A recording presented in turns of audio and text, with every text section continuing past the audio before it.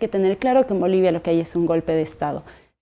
Sí han habido fenómenos claros de lawfare que bueno, han atacado a los gobiernos progresistas como tal, o de izquierda o socialistas, como los quieran llamar. Sin embargo, en Bolivia específicamente lo que ha habido ha sido un golpe de Estado.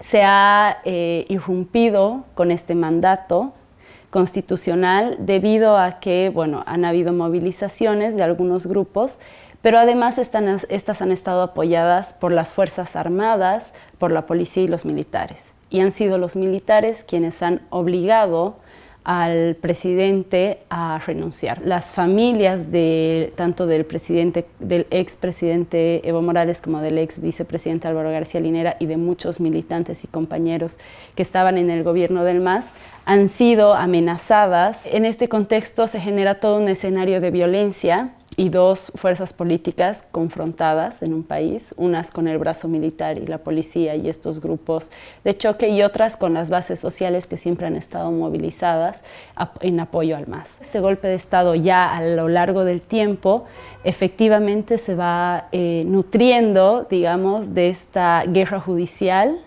que ejerce el gobierno actual. Se están basando en este tema de la sedición o el terrorismo para perseguir y para encarcelar a cualquier militante o persona que haya participado con el movimiento al socialismo o que simplemente esté en contra del gobierno, del golpe de Estado, del gobierno actual de facto, que es de Yanine Áñez. La seguritización ha pasado a ser un arma justamente de doble filo, ¿no? Porque bajo ese discurso, por ejemplo, en Bolivia, se ha criminalizado a la protesta, se ha criminalizado a la militancia política. En la masacre de Sencata, los medios se refirieron a los compañeros que estaban en el Alto, en la parte de Sencata, como terroristas, cuando esto no era así, cuando ellos eran ciudadanos que estaban ahí protestando por algo que les era totalmente legítimo, ¿no? Entonces se criminaliza toda esta protesta social, se criminaliza toda la lógica del movimiento y se les va poniendo así como estas etiquetas, ¿no? Luego pasaron a ser terroristas. Y ahora, una vez que ya se ha constituido el golpe de Estado en Bolivia, lo que hacen es apresarte por sedición. Entonces han pasado, como te digo, a ser de hordas masistas a terroristas a sediciosos, ¿no? Es una construcción discursiva que se maneja para realmente criminalizar la protesta. Sacaron a militares a las calles sin absolutamente ningún motivo, simplemente con el afán de que uno sienta miedo y de que sienta de que en cualquier momento que salga a marchar con sus compañeros puede ser reprimido. Entonces, sí se ha utilizado bastante esto, particularmente en esta construcción de la discursiva del golpe de Estado en Bolivia, y se han apoyado mucho en el tema de la seguridad y en criminalizar a la protesta, pero sobre todo a la protesta que apoya al proyecto político del MAS.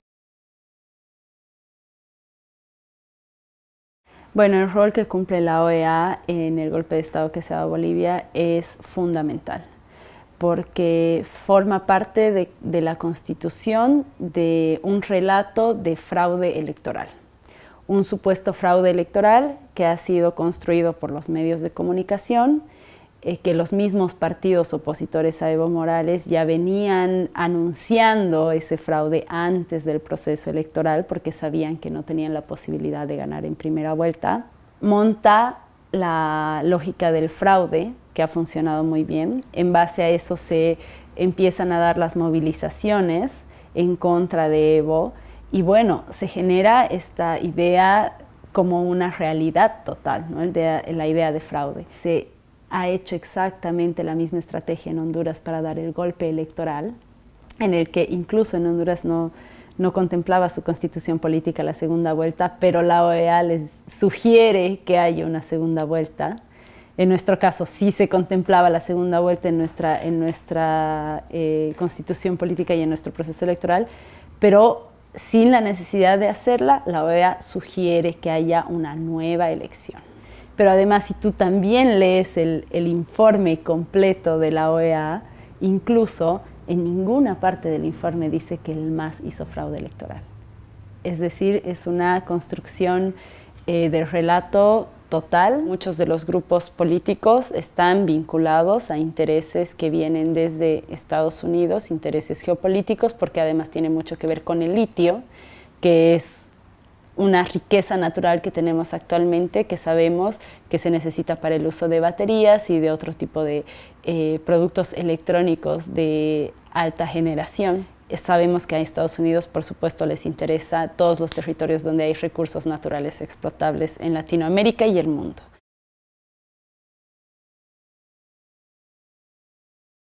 Las condiciones para una elección en Bolivia actualmente no son óptimas. Por ejemplo, los militantes del MAS que quieren organizarse o que quieren hacer campaña electoral o que quieran hacer algo, están coartados de esto por la persecución política, que ya hablamos, por el tema de las fuerzas policiales y militares en la calle y obviamente por la criminalización de la militancia política y de la protesta que hay actualmente. La oposición al MAS no ha logrado tampoco capturar el voto que esperaba. Seguimos siendo la primera fuerza política como en la anterior elección. Creemos que si es que se dan unas elecciones limpias, basados en toda esta expectativa electoral, sí puede ganar el MAS en primera vuelta, pero también estamos conscientes mucho de que pueden militarizar las elecciones. No nos olvidemos que, por ejemplo, uno de los hechos cruciales en este golpe de Estado ha sido la quema de la huipala. La huipala, que es la bandera que representa a los pueblos indígenas y originarios en Bolivia. Los policías y el movimiento ciudadano que acompañaba al gobierno actual golpista de Áñez han quemado la bandera huipala. Y eso, bueno, ha mostrado ese rechazo a todos estos derechos y a toda esta reivindicación histórica que habíamos venido trabajando como Estado de Bolivia en estos últimos años. Este tipo de cosas se ven afectadas por estos dogmatismos religiosos, pero además que vienen acompañados también de este racismo de élites y de grupos políticos que están acostumbrados a gobernar sin los indígenas, sin los sectores populares, sin los sectores sociales. Estas políticas sociales que han hecho que los de abajo, digamos, tengan y accedan a mejores derechos, a mejores calidad de vida, a espacios que antes eran privilegiados, han hecho que las élites políticas y que los grupos sociales que estaban acostumbrados a tener bastantes privilegios se sientan agredidos en su condición privilegiada.